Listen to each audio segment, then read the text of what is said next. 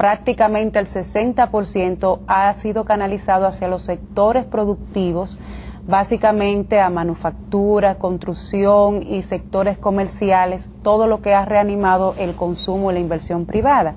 Pero paralelamente, como decía Luis, el Fondo Monetario buscó políticas contracíclicas, pero son temporales, son políticas que en países como los nuestros, con historia de déficits fiscales, no pueden ser permanentes en el tiempo, sino que por un periodo dado, X, que en este caso fue el primer semestre, de acuerdo al acuerdo con el Fondo Monetario, pues iba a tener una respuesta expansiva a través sobre todo de inversión pública reproductiva, que por el efecto multiplicador del sector construcción mueve otros eslabones industriales como los ferreteros, los materiales, la pintura, y genera mucho empleo, o sea, se ven los resultados rápidamente. Pero eso no puede permanecer en el tiempo. Entonces ahí viene el momento, la fina percepción de cómo ir cambiando ese punto de inflexión de una política fiscal expansiva a una política ya más volcada hacia un equilibrio gradual de las finanzas públicas, y cómo también pasar de una política monetaria expansiva, que era la respuesta que necesitaba tanto la parte financiera y real de la economía dominicana, hacia una política también que esté en consonancia con lo que es esa adecuación fiscal y monetaria para garantizar la estabilidad macroeconómica, sobre todo la estabilidad de precios y la estabilidad relativa a la tasa de cambio.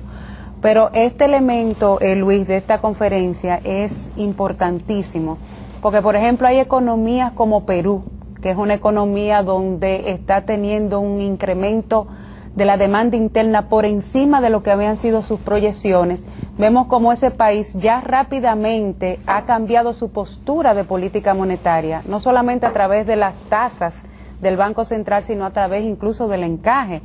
Vemos como Brasil también ha movido su posición de política monetaria, y Chile,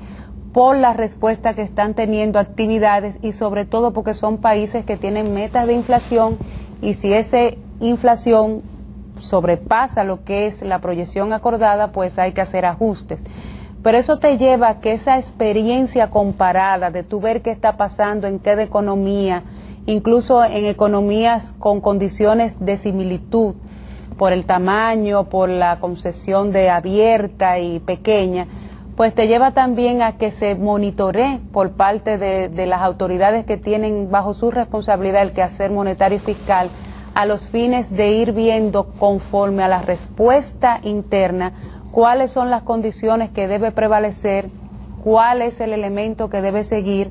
Por lo pronto, en el ámbito monetario hay un comunicado mensual que ustedes pueden leer todos los 30 de cada mes, el último día de cada mes, en la página web del Banco Central, donde esta entidad fija cuál va a ser, si va a seguir su misma posición de política monetaria, si va a haber algún cambio gradual, de manera que los agentes económicos puedan tener las condiciones para ir monitoreando sus expectativas y sus proyecciones financieras de sus proyectos. Vamos a una pausa y regresamos en un momentito.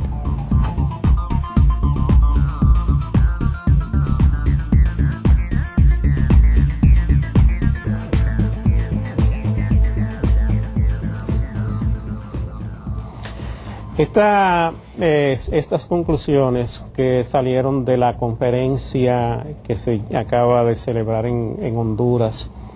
del Fondo Monetario Internacional con los países de Centroamérica, Panamá y la República Dominicana, es bien importante porque es como un evento que se ha hecho, si se quiere, con el propósito de mandar un mensaje de cambio en lo que ha sido el quehacer del Fondo Monetario Internacional,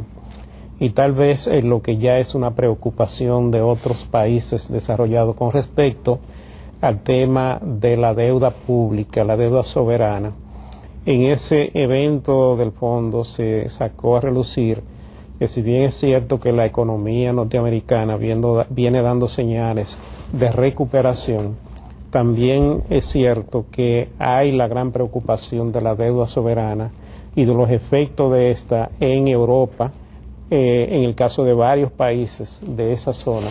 que están enfrentando situaciones difíciles y que ahora van a tener que adoptar políticas fiscales restrictivas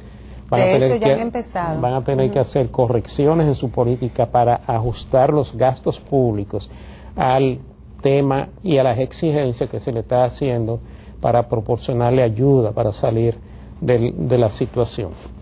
Lo que se está planteando en eventos como este, nosotros tenemos que irlo dándole seguimiento porque es parte de lo que nosotros vamos a tener que manejar en el caso de la República Dominicana, donde el tema fiscal es un tema que se viene manejando y se viene discutiendo mucho en los medios de comunicación,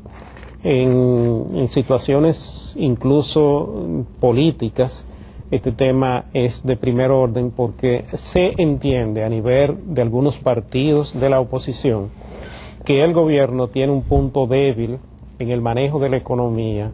en este aspecto de la política fiscal. ¿Qué ha pasado? Bueno, nosotros, además de esta política expansiva que se hizo en coordinación con el Fondo durante los primeros 6 meses de este 2010, cuyos resultados ya hemos visto en los medios de comunicación que se generan por el desempeño de la economía, su crecimiento, también tenemos que tomar en consideración que el país estaba inmerso en un proceso político electoral donde tradicionalmente se generan excesos de gastos por parte del gobierno como parte de lo que es su ejercicio político para tener resultados electorales. Estos dos elementos en conjunto aparentan ser que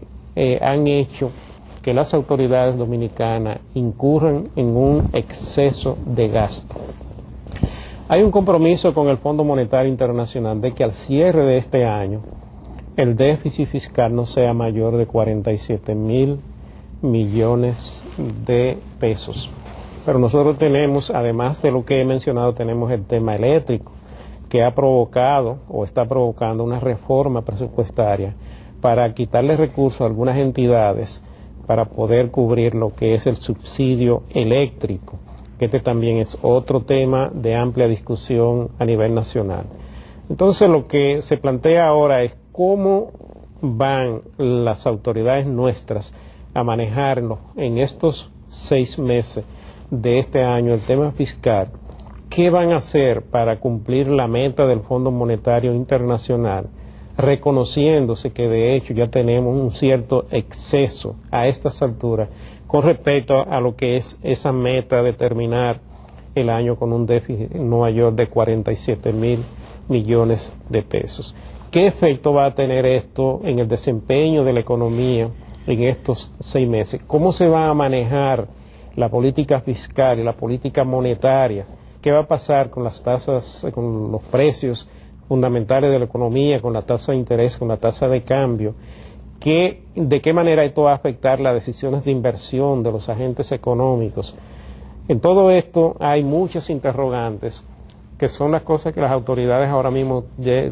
tienen en carpeta cómo solucionar todo este tipo de cosas, porque la verdad es que lo que se está tratando es de que la economía tenga un buen desempeño al final del año, de que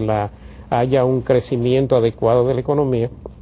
pero estas son, si se quiere, limitaciones o restricciones que tienen las autoridades en el manejo de los recursos, que ahora tienen que ver cómo hacen para que no haya un efecto en la economía que provoque algún crecimiento menor de lo que se ha estado previendo o se ha estado diciendo en el programa, si se quiere, monetario. Sí, no, e independientemente de esa preocupación válida, Luis, hay un tema también del marco institucional. Nosotros en los últimos años, precisamente bajo el acuerdo con el Fondo Monetario Internacional que comenzó en el 2005, ese acuerdo que fue tras la crisis 2003-2004, hubo un planteamiento fundamental de este organismo en aras de reforzar todo el marco institucional de la gestión pública, básicamente de las finanzas públicas.